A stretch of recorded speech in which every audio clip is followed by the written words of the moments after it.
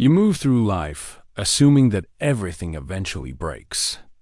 Bodies fail, relationships end, structures collapse.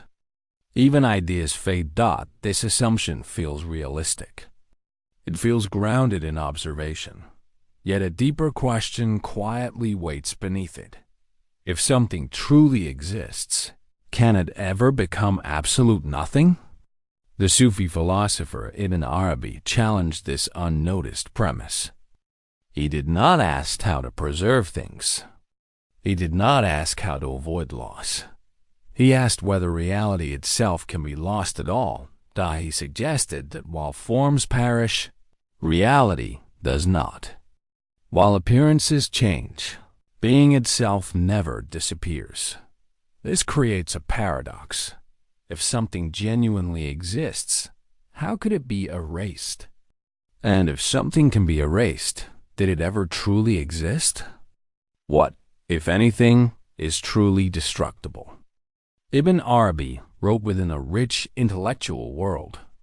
Islamic theology, philosophy, and law had developed sophisticated explanations of creation and causality. Yet his primary concern was not doctrine. It was existence itself. He asked what it means to say that something is. He approached metaphysics as a study of being, not as speculation about invisible realms. This focus unsettled many traditions, because if being itself cannot cease, then birth and death cannot be ultimate boundaries. If reality is indestructible, then existence is not a fragile accident. Why would such a claim disturb established systems of thought? You naturally equate existence with temporariness. Things appear. They last for a while. They disappear. From this pattern, you infer a conclusion. Everything is temporary. Everything is fragile. Everything is breakable. But notice what you are actually observing. You observe change. You observe transformation. You observe replacement. You do not observe absolute nothingness. You never encounter a moment where something becomes sheer non-being. You encounter transitions, yet the mind translates. Transition into annihilation. Is this translation justified? Does change necessarily mean destruction? Or does it only mean alteration? A form changes shape. A role changes function. A body changes condition. These changes are undeniable. But change is movement from one state to another. Non-existence would mean no state at all. You observe a leaf fall. You observe it decompose. You observe it become something else. You do not observe it become nothing. Even decay is transformation. So destruction, as commonly imagined, is never directly experienced. What is experienced is reconfiguration.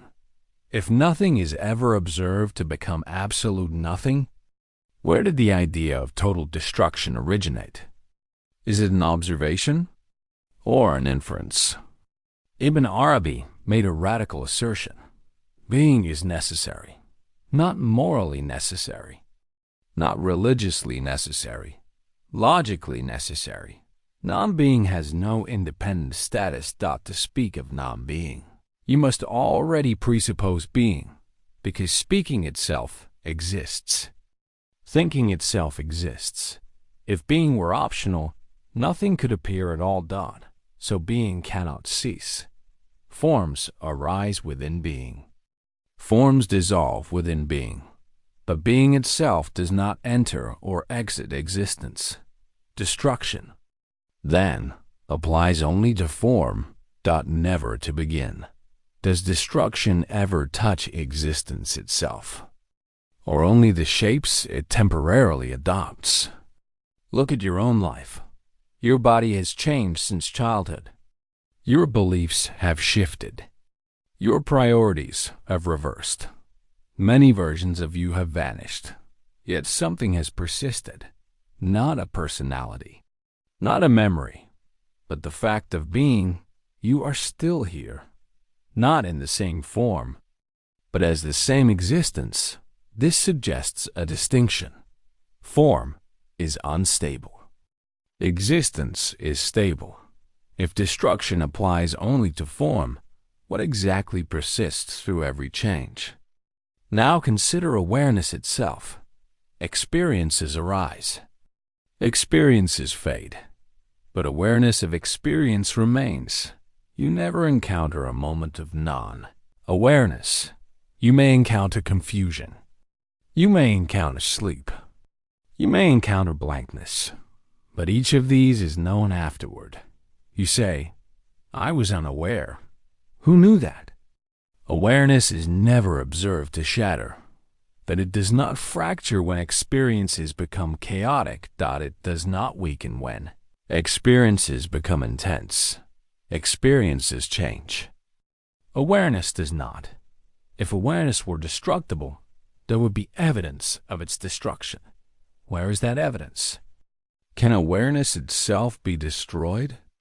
Ibn Arabi used the word sacred in a precise way, not as a label of reverence, but as a statement of ultimacy, that which has nothing behind it, that which requires no support, indestructible. Reality is sacred because nothing underlies it. It is not.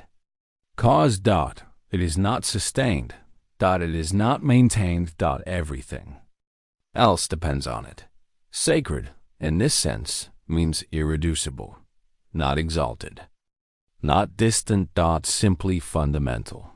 Does sacredness mean anything other than that which cannot be negated?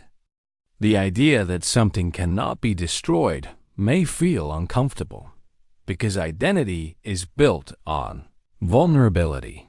You define yourself through what can be harmed, through what can be lost, through what can be threatened. If something fundamental cannot be destroyed, then the story of existential fragility weakens. This does not remove practical risk. Bodies still age. Relationships still change, but the deepest layer of fear loses its foundation. Not everything is at stake. Not everything can be lost. What happens to identity when nothing essential is fragile? Life continues. You still plan. You still work. You still care. But effort changes character. It becomes functional rather than defensive. You act because action is needed, not because existence must be secured. You respond to problems, not to prove your right to exist. Failure still happens, but it no longer defines being. Success still happens, but it no longer guarantees being. Being is not negotiated. This does not produce passivity. It produces stability. Does strength come from constant protection or from recognizing what cannot be harmed? You began with the belief that existence is fragile. You examined that belief. You saw that change is observed. But annihilation is never observed. You saw that forms vanish, but being remains. You saw that. Awareness never collapses. Nothing new was added. Nothing mystical appeared. Only a mistaken assumption. Loosened. Reality has never been breakable. Only appearances shift. If what truly exists cannot be destroyed, then the original fear must be reconsidered. If reality was never at risk, what exactly have you been trying to protect all along?